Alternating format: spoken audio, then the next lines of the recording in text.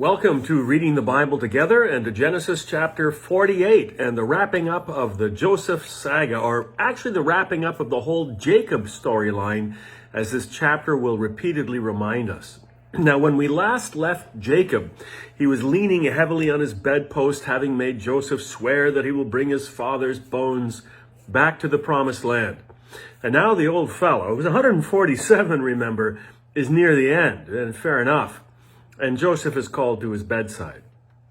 Now, Jacob, also variously called Israel in this chapter, the names are so interchangeable they're even used in the same sentence. Jacob rallies his strength one last time. There are things that must be said. And he begins by reminding Joseph of the covenant, another reminder of the necessity to regard Egypt as a temporary accommodation. Not only must the bones of Jacob be returned there, but all the people and their descendants must return home if they are to participate in the blessing of God that God himself gave to Abraham, Isaac, and yes, repeatedly to Jacob. Little does Jacob know it'll be many hundreds of years and after much suffering before this blessing is realized and the people return. But that's in Exodus. That's still to come. For now, Jacob still has some important business to conduct. So first, with considerable generosity, he tells Joseph that the sons born to him in Egypt, Ephraim and Manasseh, are to be recognized as Jacob's own children and are to have the same status as his own sons. The same as his eldest, for instance, Reuben and Simeon, who we recall had fallen out of favor due to their slaughter of the Shechemites in revenge for the abuse of their sister. Why this favoring of Ephraim and Manasseh? The very next thing Jacob says tells us. He's still mourning the death of his beloved Rachel. Ephraim and Manasseh, Jacob and Rachel's grandchildren, will be elevated to equal status as Jacob's sons by his wife Leah and the two maidservants of his wives. This gets complicated, and will it cause resentment? You bet it will. This sort of favoritism has been a point of division throughout Genesis and will end up being the primary point of division in the nation itself. And in some ways, old Jacob never did learn the lesson about favoritism leading to division. And there's more to come. Well, the text points out that Jacob's eyesight is failing badly. It's amazing at his age that he can see at all. And he dimly perceives that there are others besides Joseph in the room. Now, if this brought to mind the scene of blind old Isaac, you're on the right track. Stick with that. Now, Joseph tells Jacob that these are none other, who is it that I see? Oh, gee, Dad, these are none other than Ephraim and Manasseh, about whom we have been speaking. So Joseph brings them close, and Jacob's able to look at them and hug them and kiss them. It's a tender and a touching scene. As Jacob says, I never expected to see your face again, and now God has allowed me to see your children too. Well, later in Psalm 128:6, we find the verse, may you live to see your children's children. The greatest imaginable blessing as far as the psalmist is concerned. And Jacob agrees. So do I. Now, the next verse is easy to just pass right by, but it's important. We read, then Joseph removed them from Israel's knees and bowed down with his face to the ground.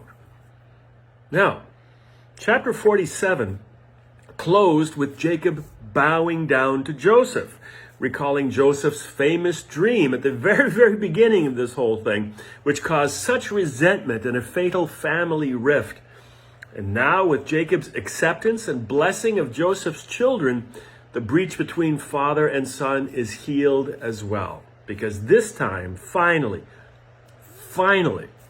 it is Joseph who bows to his father. The family is now fully restored. But wait, as always, old blind Jacob the trickster has one more trick up his ancient sleeve.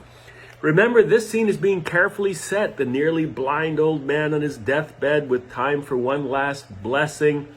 Here's the two brothers by the bedside, eldest on the right, youngest on the left. But this time, unlike with Jacob and Esau, it will indeed be the eldest who gets the primary blessing. Or will it? Listen. But Israel reached out his right hand and put it on Ephraim's head, though he was the younger, and crossing his arms, he put his left hand on Manasseh's head, even though Manasseh was the firstborn. Now Joseph is stunned. Maybe he doesn't know old Jacob as well as he thought he did. Here's what it says. When Joseph saw his father placing his right hand on Ephraim's head, he was displeased, so he took hold of his father's hand to move it for Ephraim's head, to put it on Manasseh's head. But Joseph said to him, Jacob said to him, "No, my father, Joseph said, see, even I'm getting confused. Joseph said to his father, "No, my father, this one is the firstborn. Put your right hand on his head." Now, Joseph is thinking, obviously, the old man is confused, like I am. He's blind as a bat, like I am. Let's do this again. But Jacob isn't as far gone as I am. His cunning has not entirely deserted him. We read, his father refused and said, "I know, my son, I know. He too will become a people. He too will become great. Nevertheless, the younger brother will be greater than he, and his descendants will become a group of nations." We'll shortly see how that's true. It's the old Jacob and Esau switcheroo all over again. This time, it isn't the old man who's fooled. It's the old man who does the fooling. Why does he do this? Well, perhaps in his own life he saw how things worked out well for the younger brother.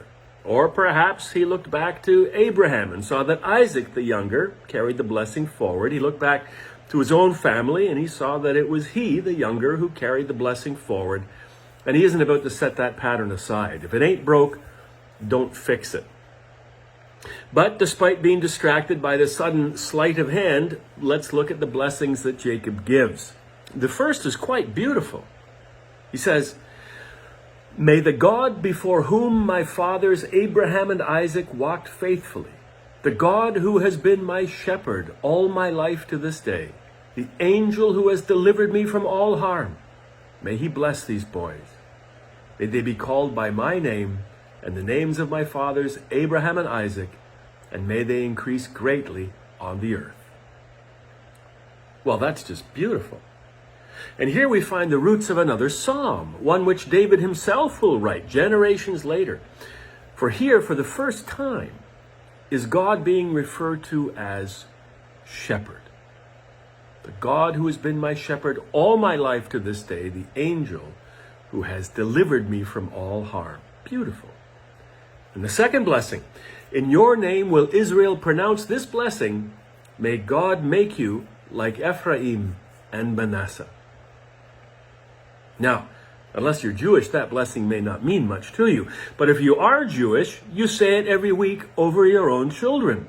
On Shabbat, on Friday nights, all over the world, as the family gathers for Shabbos Essen, for the Friday night dinner, which begins the Sabbath, Jewish fathers say these very words over their own sons.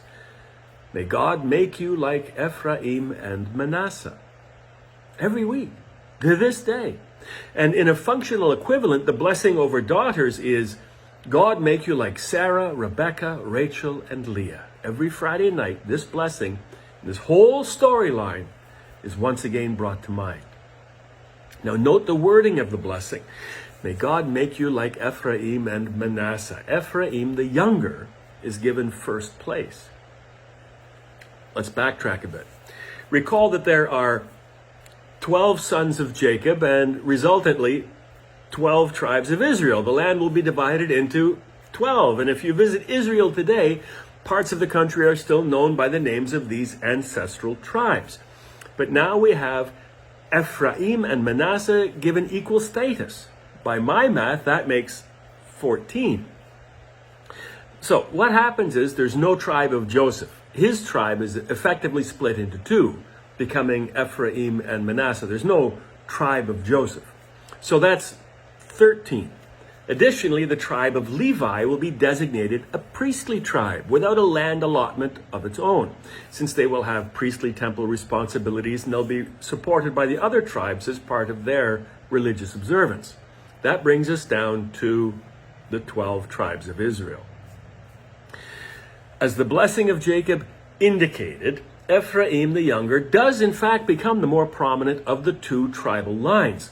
Moses' successor Joshua is an Ephraimite, as is the prophet Samuel, as well as the king Jeroboam the first, the founder of the northern kingdom of Israel, when the kingdom split into two following the civil war which erupted after Solomon's death. The southern kingdom was called Judah, and the northern kingdom was called Israel. Now, although the northern kingdom was officially known as Israel, it is often called Ephraim in the Old Testament. So, the chapter closes with a blessing for Joseph himself. Jacob says, "I am about to die, but God will be with you and take you back to the land of your fathers. And to you I give one more portion of land than to your brothers, the ridge I took from the Amorites with my sword and my bow." So, despite being split into two through Ephraim and Manasseh, Ephraim, I keep saying Ephraim, Joseph's portion of the land is increased so that things will work out properly. So Ephraim and Manasseh received the blessing, but not in the way that Joseph expected. And now with the last of his strength, Jacob will bless his other sons. But that's for next time and for Genesis chapter 49 as we continue to read the Bible together. Now in the meantime, may the God who has been your shepherd all your life to this day bless and protect you.